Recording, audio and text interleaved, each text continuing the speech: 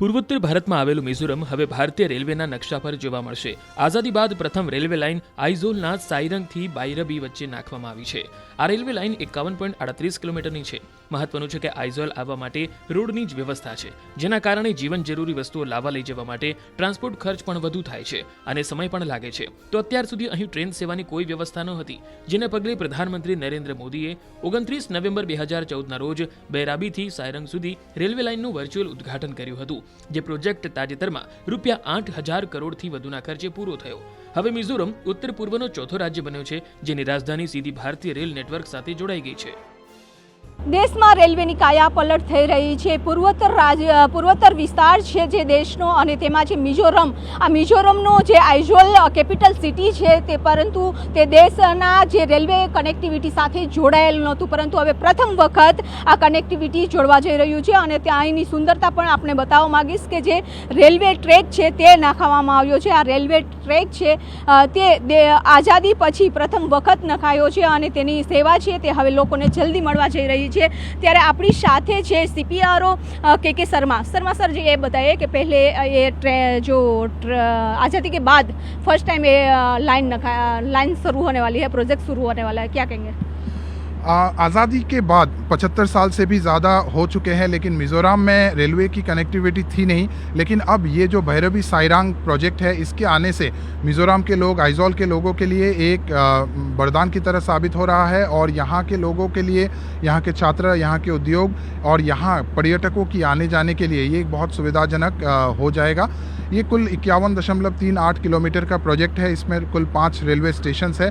और इस प्रोजेक्ट से जो दूरी है, यहाँ से लेके आप गुवाहाटी जाएं या सिलचर जाएं, वो समय बहुत कम लगेगा.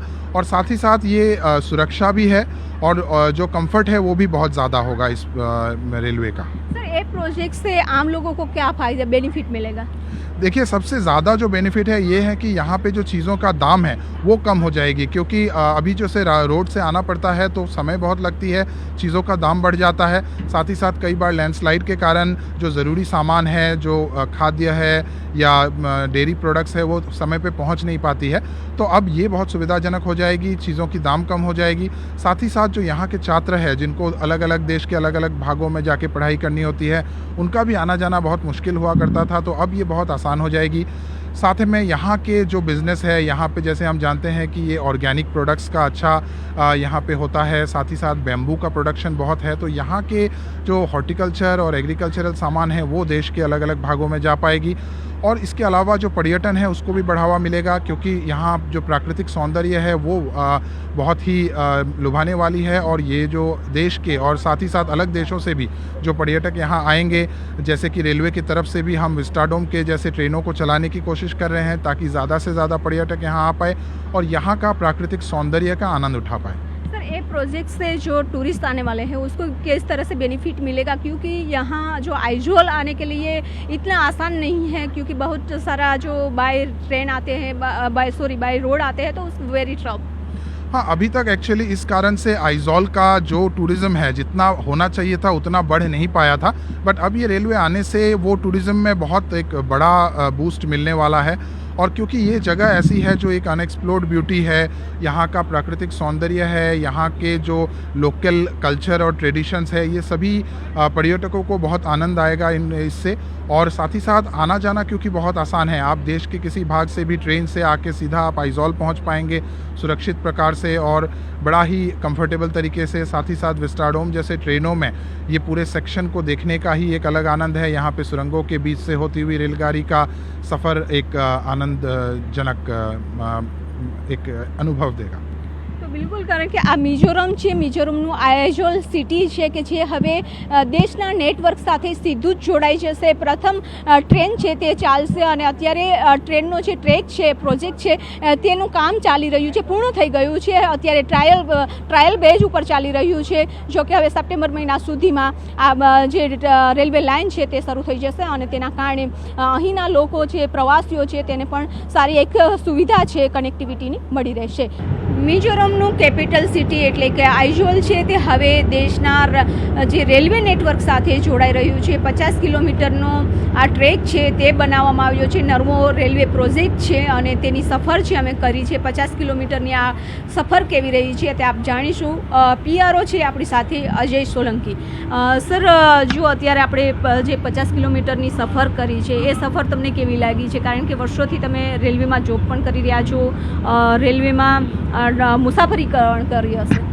આમ તો મેં રેલવેમાં તો હું આટલા વર્ષોથી રેલવેમાં હું કામ કરું છું અને મેં રેલવેમાં ઘણી મુસાફરી કરી છે અને ઘણી બધી જગ્યા મેં એક્સપ્લોર કરી છે બાય ટ્રેન. હું મોસ્ટલી બાય ટ્રેન જ હું પ્રિફર કરું છું ટ્રાવેલ કરવાનું. જ્યારે બોમ્બે અમદાવાદ હોય, બોમ્બે દિલ્હી હોય કે પછી બોમ્બે બેંગ્લોર હોય કે પછી બોમ્બે બેંગ્લોરને તમે મિરજ રૂટથી જાઓ. ઘણા બધા પ્રવાસ મેં આમ કર્યા છે રેલવેથી. પણ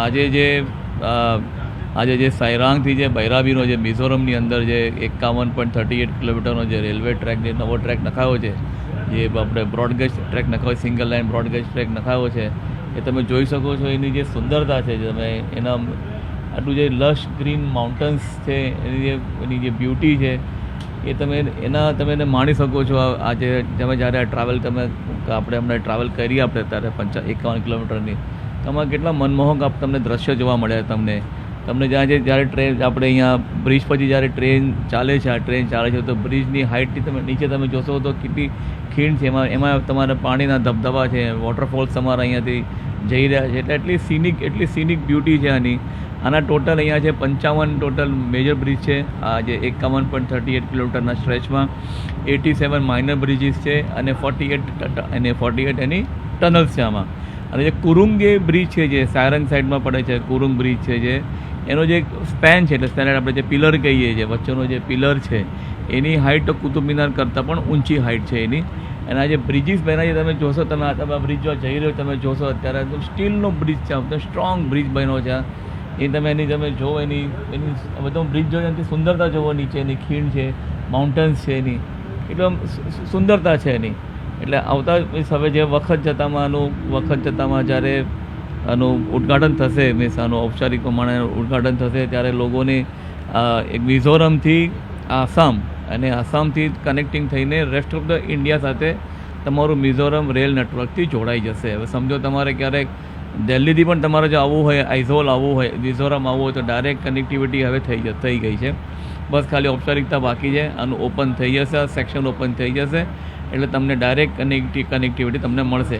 આ 50 કિલોમીટર, 50થી વધારે કિલોમીટરનો જે રૂટ છે એ આમાં અલગ જ નજારો જોવા મળશે. કુદરતી સૌંદર્ય સાથે ટનલ છે, સાથે બ્રિજ, એટલે કે ઇન્ડિયન રેલવેમાં પહેલું હશે. ઇન્ડિયન રેલવેમાં આપણે જોવા જઈએ તો મીન્સ આમ તો ઘણા બધા રૂટ છે. તમે જેમ આપણે ગોવાનો પણ રૂટ છે, ઇવન મેંગ્લોરનો પણ રૂટ છે. પણ આ જે ટેરેન છે ને, આ હિલ ટેરેન છે અને આ હિલી ટેરેનની ઉપર બ્રોડગેજ લાઇન નખાવી છે. આમ તમને ખબર છે, દાર્જિલિંગ જે હિમાલયન રેલવે છે, શિમલા હિમાલયન રેલવે છે, એ નેરોગેજ છે. એ that is only for the tourism purpose માટે આ એ ટ્રેક છે.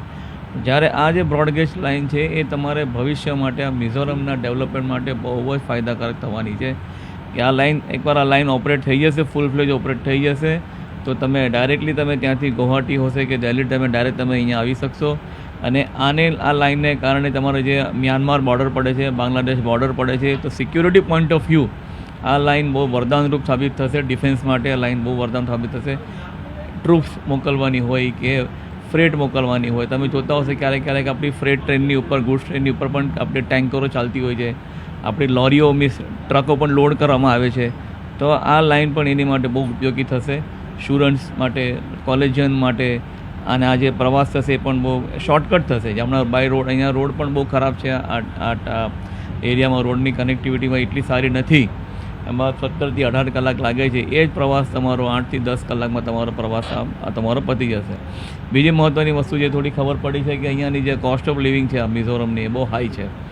એ હાઈ એનું કારણ એ છે કે અહીંયા જે ટ્રાન્સપોર્ટ જે ચાલે છે, ટ્રકો ચાલે છે, જે કલાકો પ્રવાસ કરીને ટ્રકો અહીંયા સુધી આવે છે, અને એ આવીને એનું જે કોસ્ટ ઓફ લિવિંગ જે છે એનું મટીરિયલ, રો મટીરિયલ એ બહુ વધી જાય છે.